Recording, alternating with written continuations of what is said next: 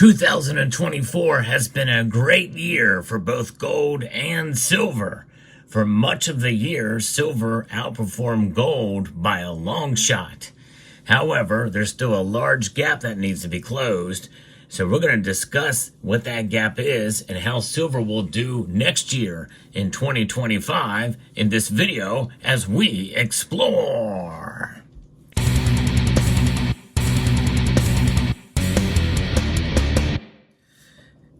An amazing run we have had with silver and gold. In fact, if you started stacking at the beginning of 2024, well, silver and gold have performed more like investment assets rather than hedges against economic instability. But if you're new to silver stacking within the last year, well, I want you to take everything that you have found out about the market in terms of the silver and gold's price performance and throw it out the window, because it's not about investment. It is not about making money with gold and silver. It is about preserving the wealth that you already have. It's just a transference from these dollars, Federal Reserve notes, to hard assets, gold and silver. Constitutional money, Article 1, Section 10 of the Constitution designates gold and silver indeed as money. But how will they perform next year? Well, this year, right now, we're sort of seeing a hiccup in the markets. With the election of Donald Trump, the markets have been pretty volatile. In fact, as I record this video, gold and silver are mixed in trading. In fact, this doesn't happen very often, but gold is actually up and silver is down fairly dramatically compared to gold, leaving the gold to silver ratio at 85-1 right now. But gold really typically has been considered a hedge against inflation, and is essentially a good way to diversify into periods of economic uncertainty. It comes to no surprise that the price of gold has hit these record highs over the last year. As the price has increased, we see people flocking to buy gold bars and coins, especially from places like that we've seen with Costco and the like. But there's other good dealers out there, like my friends over at Summit Metals. Summit Metals have some of the best prices in the industry right now, especially for gold. You want to get a really good deal on gold eagles of all different sizes. Check out summitmetals.com. But they have really good deals on silver products as well. So check out their starter packs too for new customers.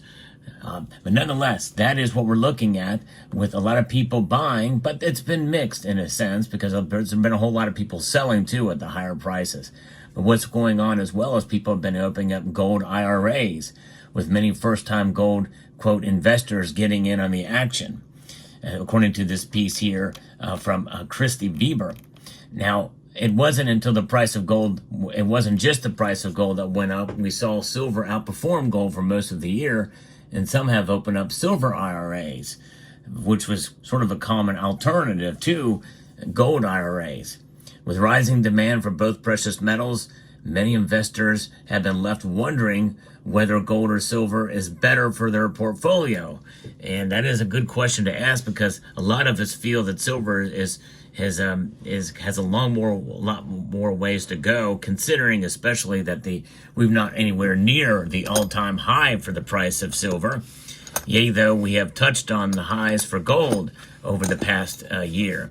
Multiple times gold's price has risen dramatically, breaking record after record. We've not seen that with silver yet. So what does this mean for 2025, and what does it mean through the course of this year is that there's a lot more headroom for silver, a lot more room to grow. And many people feel that it will outperform, much like it did for a lot of this year. There are some analysts who have made some of their prognostications known.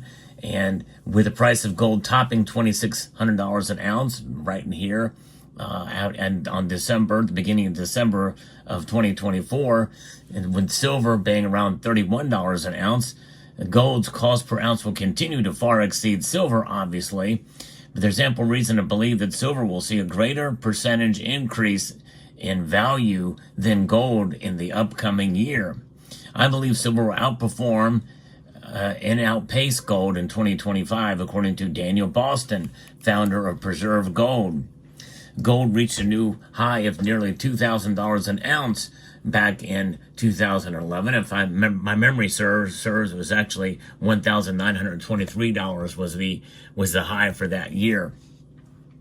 And with this current price getting closer to $2,700 again as we close out 2024, you'd be buying at the top of the market if you bought gold right now. However, while gold and silver tend to move in tandem, silver's all-time high also back in 2011 was just under $50 an ounce. But today the price of silver is around $31 an ounce. So there's much more potential for growth. If you buy gold around $2,700 per ounce today, you're buying gold at the absolute top of the market.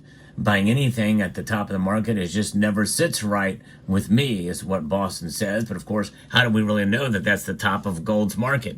We really don't. It could continue to go higher.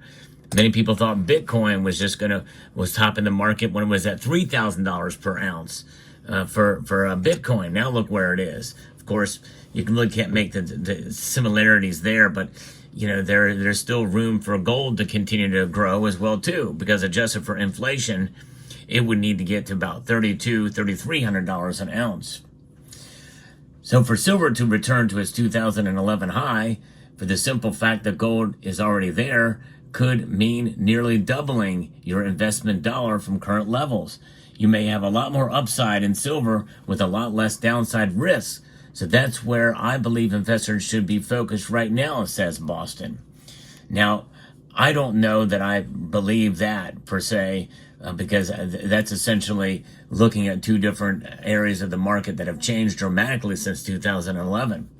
But Jose Gomez, who is a partner at Summit Metals, again, a sponsor of this channel, also believes silver's percentage gains are likely to exceed gold's in 2025. My estimate as a rise of 25 to 30% from today's approximately $30 spot price, Gomez says, silver can reach $38 to outpace gold by 10%. Gold has an upside to hit $2,900 in 2025 from today's $2,650 price. That analysis is actually fairly close to what a lot of big bankers are saying as well too. And actually, I tend to agree with that. And it's not just because Summit Metals is a sponsor of the channel either. Gomez believes silver is likely to outperform because the gold price has been locked in by institutional investors since early this year. Bitcoin is taking a market share of gold retail investors, and gold is quite expensive for the average retail investor. According to Gomez, while global demand for gold will likely outpace supply and result in continued growth, there's also likely to be a sharp increase in demand for silver. And I agree with that. There's an increased rise in industrial demand from solar energy investments, new EV battery solutions, and military conflicts that require silver as a basis for fast-performing electronics. Silver is a better conductor in electricity than copper, which makes it the choice metal for high-end electronics. And that's really not going to go away, by the way. To many extent, that is recession-proof. So I think silver has upside potential because of that, even with lack of demand, if demand slows down based off of a recession and the like. But that's going to put a pretty big hurt on silver. But it just means that there's probably less downside risk for silver than nowadays than ever before because of that situation, because of the military applications and the like. Wheaton Precious Metals CEO Randy Smallwood also points to a rise in industrial demand as a reason silver outperformed this year, but indicated there are other factors that come into play as well. Central banks have set new records in terms of gold purchases, which has helped fuel the price of gold. In October, Russia announced it will begin to accumulate silver in addition to other precious metals, I think for strategic purposes, not as a reserve asset, but it could be wrong. It's not really been stated clearly. It will be interesting to see if other nations follow suit, potentially driving the demand for silver even higher. Analysts have pointed to a notable increase in China's apparent demand for silver, although that's kind of that kind of a thing has shifted a bit recently, by the way, up more than 20% year over year, Smallwood says, which isn't entirely explained by rising industrial demand. We're also seeing a resurgence of interest from retail investors, many of whom are buying silver for the first time in years. If this trend continues, a global ETF market for silver picks up in the new year, we could see a positive shift in the market.